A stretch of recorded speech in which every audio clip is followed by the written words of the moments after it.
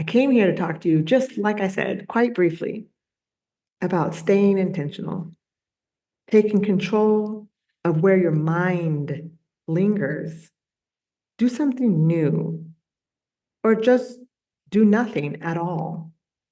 But recognize what you are actively contributing to is what you are actively contributing to.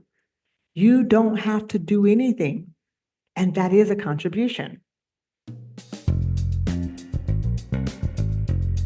Welcome to Black Girl from Eugene. I'm your host, Aisha Elliott, where each week I give personal advice to help navigate thoughtful vulnerability, prompts for necessary introspection that surely will help align your intention to your impact. Welcome. This is Aisha Elliott. This is my podcast, Black Girl from Eugene. I appreciate you being here. I appreciate you coming in to listen to my musings. I appreciate everything that you are and everything that you do. This week, it's a tough week. It's a tough week for everybody. It's a tough week for realizations. It's a tough week for accepting where we are. It's a tough week for accepting ourselves. It's just a tough week. So I wanted to come and give some love. Like I do, I'm gonna keep it short and sweet, but today I just want to give some encouragement. This has been, I say this week with the death of some sort of super right-winged messiah and, the horrifying terrorizing of Black youth in Mississippi, the ongoing stripping of civil rights, and the darkening and deafening just disregard for the Constitution. All of it is hard, right? And then we've got ourselves, how we're showing up, how we're trying to be a light for others, and we're trying to be just present. And so for those of us who are like, I cannot be present, I cannot be a light, I just want to just remind you that what we're witnessing doesn't have to mean that you as a person are, first of all, personally responsible for any of what our government and our systems are doing, although we do have to be real and recognize how we have contributed to the ongoing falsehoods of our systemic values, right? And here we are looking them dead in our face. And what we do have to do is look them back in the eye and say, okay, I didn't engage before, even though I had heard that the systems were inequitable, and I heard that the systems were headed towards a population of haves and other population of have-nots. And secretly, I wanted to be and thought I was a part of the haves, right? I didn't know the definition of the haves. So I tried to be a part of the haves, and I forgot that the have-nots were also people too. We have to say that because that is the reality. And here we are thinking that perhaps we're past it. Perhaps we're past the idea that one group of people's inevitable experience is separate from ours. Perhaps we're starting to recognize that, the haves were a lot more than any of us had. Right? The definition of the have-nots has become more concrete, where before it was purposely vague. The competition was enough to say, hey, if you're in the game, you're a part of the haves, recognizing that the game was never even actually happening. Like, it was behind the scenes. It was the people who owned it, the people who suggested we play the game. They were we were the pawns, and they were the game. Are we getting it yet? Are we there yet? Does it still feel like conspiracy to you? I hope not. And it's interesting too. I was like thinking about this the other day. I was like, wow, I'm sitting here thinking about how we use AI right now. And a lot of people, because since the pandemic, we just have not leaned on each other, and we just don't gather the way that we used to gather. We don't see value. There's more fear in that level of community. And so people don't ask, like, you don't research questions, you don't go to the library. I mean, I don't know, I'm not saying everybody, like, please don't come at me like, yes, I go to the library every week. Good for you. That's not what I'm saying. What I am saying is that generally, as you look at the time and how times have changed, when people would research things, back in the day, it used to be through books. And then when it went from books, it went to media. And now from media, it's gone into AI, into other different ways that are just even more complex than I can even talk about. We all are seeing the detriment of AI. We've all are aware of it. We have heard it, we've seen it, and yet we jump onto Claude or Chat GPT and say, hey, I had this one thing. What does that mean? People are going on to AI for spiritual advice. You're asking a computer for spiritual advice. Like, we're losing the plot in ways that I just can't help to think like, wow, the pandemic was horrifying. I was there. I caught COVID at least a couple times. I quarantined for 9 months or something like that, or a year, and continued to wear a mask for quite a bit of time. I'm starting to revert back to masks as we go into bigger groups of people. But the idea is that horrific experience that we globally went through, the rebound of that is now that we, instead of going to the library, instead of checking out books, instead of having conversations around tea and coffee, or like, groups in the park and things like this, we are the people who are still inside, or the people who are just don't want to integrate back into whatever is outside, are leaning on companionship through AI. We're losing our human connection. And the definition of human connection is getting more and more complex. Like, the more that you take out, the more and more you label every action as something else, as something that, or meaning of this and meaning of that, it starts to become so much that people are paralyzed, right? They don't want to be considered one thing or the other, because in our world, we have to, whatever we are is what our values are, right? We can't exist and be human in that existence. It has to have some sort of container to it. And that container has to have some sort of value. And that value has to have some sort of dollar amount. And that dollar amount has to be of, it just goes on and on. And then we just don't care anymore. We lost the kids. But remember, I mean, I'm 48, how old am I? I'm 48 years old. And I remember, it sounds corny as hell, Gen X. I remember the whole idea was that the kids were our future. It was a focus on the children. We don't even talk about children anymore. Children are the collateral damage in our decisions. That's what's happening, right? Like free childcare, or at least reduced pay, reduced cost in childcare is radical. Like, I want to come back to remember that all of that, we can be pissed off, we can sit and we can talk and we can go back and forth. But what we have to recognize is that we got here because we said a lot of stuff, but we didn't do a lot of stuff.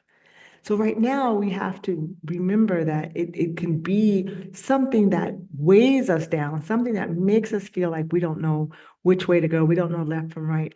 But if we really go with what we believe to be true and start from where you're at, explore what's possible with ideas that feel right to you, that lift a heaviness for you. Be curious about what that is for others and move forward. Flooding of all this information that we have, trying to decide what's good, what's bad, what's not, trying to decide how do we fit in, how do we catch up, how do we maintain, it will always lead to overwhelm. And overwhelm will then lead you into anxiety. And anxiety too deeply and not checked can lead to paralysis.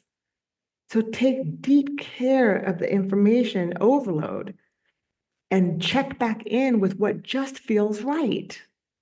If that means you stay inside, then stay inside. But if that means you see someone and they're beautiful and you say, wow, they're beautiful, I wish I could say so, then say so. Let's drop the rules just for a little bit and start getting back into our heart. Be honest with your capacity. This is just the truth of it. We cannot keep pushing on to push on. We cannot keep pushing on to push on. The capacity has to be checked. We have to be present Strive to be intentional with what you are bringing into your everyday interactions. Say hello, say goodbye, walk into the store, wave to the people, buy a flower, get a cookie.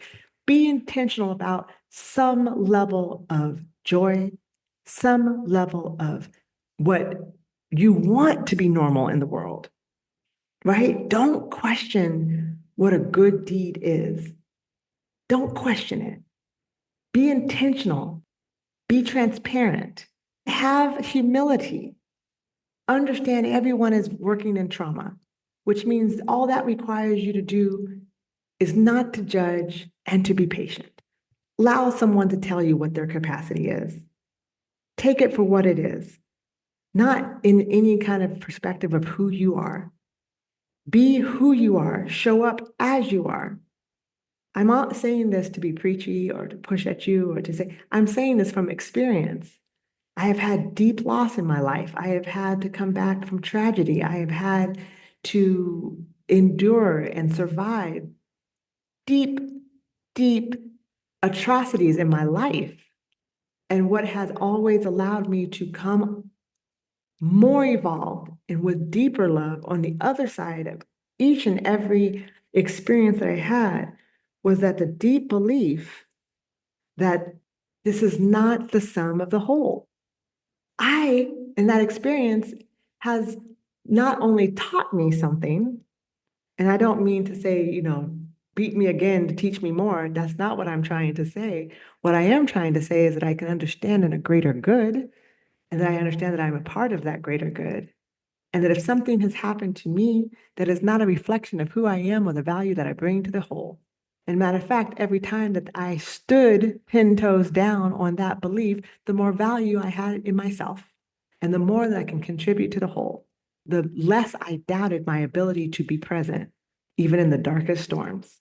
Life is hard, even for the folks who believe, who are doing, like, who we look at and go, oh, they must be doing so well. They've got all of this. They're doing that. They live here. They were able to do that. Let's not project our own grief onto what we believe we see in other people. Everyone is doing the best that they can. And even those who we perceive to be doing better than us have their own battles. That false competition leads us to a place that is hard to reconcile when the cost and the price is being human, right? That's it. It is what it is. The competition is false. Breathing in and out is real. Bleeding when you're cut is reality. When you die, your $1 billion and the cars and the title don't go with you. Your legacy still ends up being how you treated other people, who you were in contribution, who you were in adjacent to other people, who you were in society. That's what follows you. So as we watch everything crumble because money is not more valuable than people, as we argue false deities and inflate power with intelligence, as we witness gross incompetency and lack of humanity, we have to do something different. We cannot fall into paralysis. We have to witness ourselves separate from who we thought we were and really actually start from where we are and believe from where we're at, which means if you're hurt, then hurt, but you can't stay there forever. I came here to talk to you, just like I said, quite briefly, about staying intentional, taking control of where your mind lingers. Do something new, or just do nothing at all. But recognize what you are actively contributing to is what you are actively contributing to. You don't have to do anything, and that is a contribution.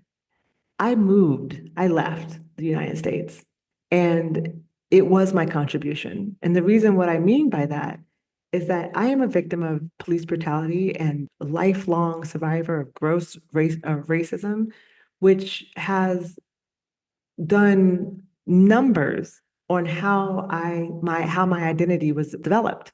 And it does numbers for everyone's identities who had to create and grow and survive against atrocities. As we do, our identity is then shaped by our relationship to that oppression. And some of us survive, some of us do not, even though we live. So here I am. I knew that I would have to leave if what I felt, what I saw to be true was happening. I knew based on my relationship to the trauma that I wouldn't be able to fight. I wouldn't be able to contribute to what was needed physically. So I had to get out of the way. Luckily, I was privileged enough to be able to get out of the way and maintain assisting my people in the United States by contributing leadership, coaching, and by contributing words of encouragement and hope and giving ideas where sometimes ideas are hard to come up with. What I can do, that is what I do. That is what I give. I give encouragement. I give light. I give ideas. I'm here to support. But I knew I had to get out of the way in order to do those things. All of us have a way to show up. But please know that not showing up is also how you're contributing. Just bringing fresh fruit to the kids, right? Just showing, reading a book on Saturday, or just providing, helping someone cross the street who's having a hard time. That's all contributing. Smiling at each other contributes to the gravity of loss. It's a light. It shines. We need it. We don't need to project our pain and our suffering onto each other. We are all very aware. But if that is where you are, then understand that you can find help. You can find just someone to sit next to you. And if that is not what you want, by all means, crawl under your blanket, but don't stay there. You are needed. You are loved. And we have to do. It doesn't have to be grandiose. Even the smallest gestures matter. Like I said before, when everything sucks and someone says, good morning, with a genuine smile and looks at your face, accept that connection. Just a brief hello, a brief good morning. Take it in. It adds up. All right, that's my word for the week. I hope to see you soon. Next week's podcast, of course, and we will keep on doing this as long as we can keep on doing this. If you enjoyed the podcast, if you felt like you learned something or felt like it benefited you in some way, please rate the podcast a 5, give it a review. It helps increase viewage. It helps increase exposure. And this little podcast can get up off the ground. We've been doing this a long time, and I would just love to make sure that the word is spread and the benefit and the hope is given, and I can reach more ears to encourage more connection. So go ahead and give it a 5-star rating and send a review, and I would love to hear from you. Okay, y'all, enjoy your day. You know I love you, and I will see you next week. Thank you for listening to Black Girl from Eugene.